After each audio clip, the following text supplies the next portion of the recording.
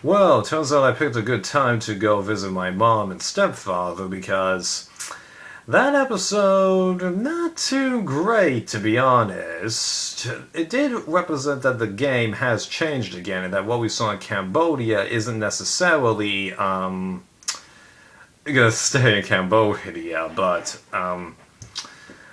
when I was finished with it, even though a good amount of stuff happened, I was just left with an, feeling. But, what we got was nice, and I do think this merge is going to be interesting.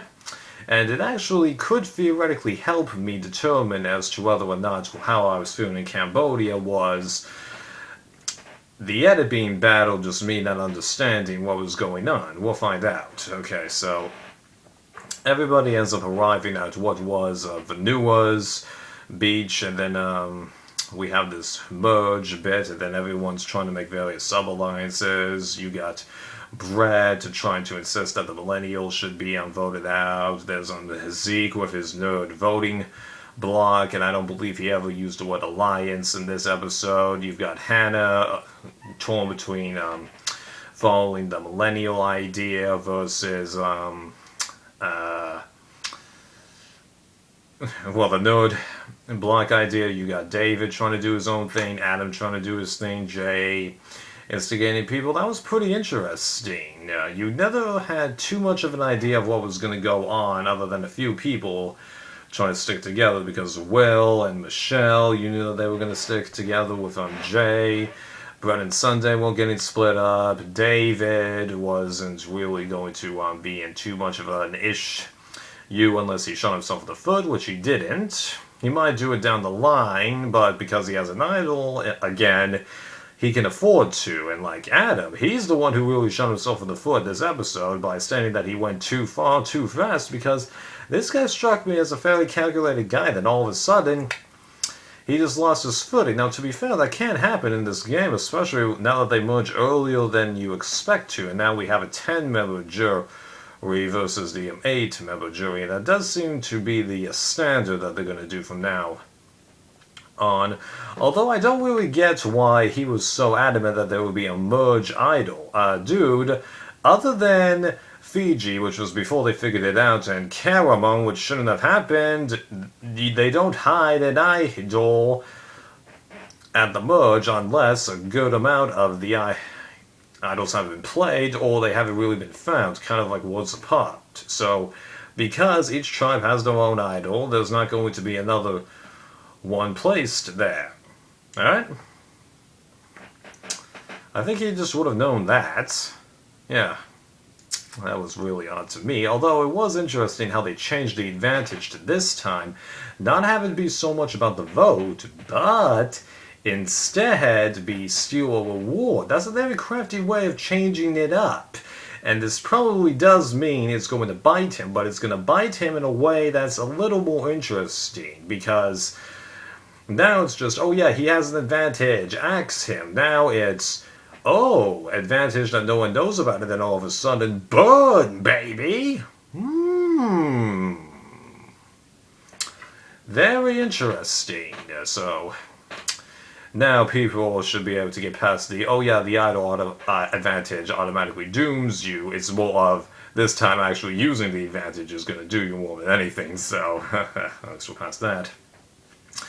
And there really wasn't that much else to talk about, except I was able to get uneasy feelings about two people, Michelle and Will, because Michelle, once the switch happened, I honestly felt like she was a bit of a dead woman walking, because had Vanua lost another challenge, I knew that she was most likely to go, because I just couldn't see Zeke, losing trust with both Chris and David, and then since David had the idol, that lessened the chances of getting rid of him, so that just leaves Chris and Michelle, and then, yeah.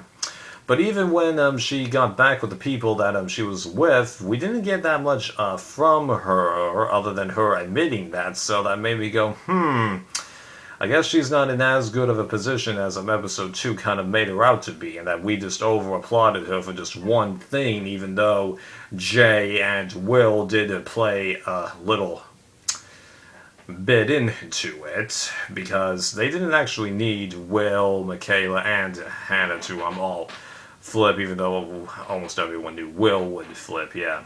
So, let me go, yeah. I don't think we're going to get too much more from Michelle, and then suddenly Will starts acting a lot more independently just before the challenge, and I'm like, oh, okay, so for once I really am picking it up that this guy's in a position where he either needs to win immunity or he's going to get voted out. And then sure enough, he wins immunity. But, as I've stated before, all this means is that he won the first immunity that he needs. Odds are pretty good he's going to be leaving in one of the next 2 episodes, especially since he came out on the wrong side of the vote. Now, he could survive, okay? Because if there's anyone who can, seep through the chaos that probably is going to happen of the people that were on the wrong side, it's Will, but yeah. Even though that he won that, he just saved himself this time. Odds are he's still going to go. So, after what was going all through the camp a bit, it becomes a little bit obvious at first that, it seems that the candidates to go are Taylor, who has really no idea what he's doing, or Adam, because he's trying to do too much. And I was kind of hoping it would be Adam, just because of how the edit had kind of shooken it up, and then it would show that, you can't really figure out what was going on through this merge bit. But then, as Tribal went on, and I got a little more sense of matters going on, I was like, I don't actually think it's Adam anymore. It could be him. There's still a decent chance, but not so sure. And then Zeke goes, you have demonstrated that I can't trust you at his vote. And I'm like, why would you say that about Taylor? That doesn't really work. Now, if it was Michelle or Adam, that would make more sense. But Adam was with you back when you were the Millennials. So I was like, that's Michelle, so actually Taylor's not the target, it's Michelle. And then once she pulled ahead of Adam for the first time in the vote, I'm like, oh yeah, it's Michelle, right.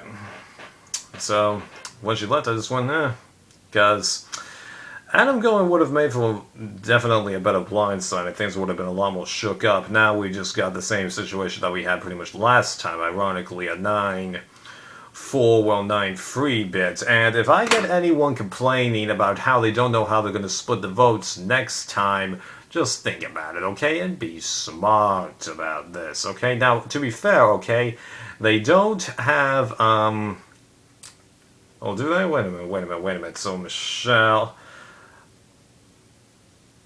there's 12 people left. Actually, they still could do the, split vote thing like the Bayon Alliance Feather do in Cambodia, because it's 6 guys and 3 girls in the majority bit currently, I might add. So, yeah, that's interesting how only 1 guy is left so far. I keep forgetting about that. Interesting. Yeah, so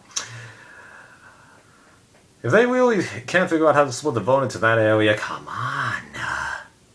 It's not as tough to split the votes as it seems. The issue is, can you trust the people to all play the votes right? Come on, just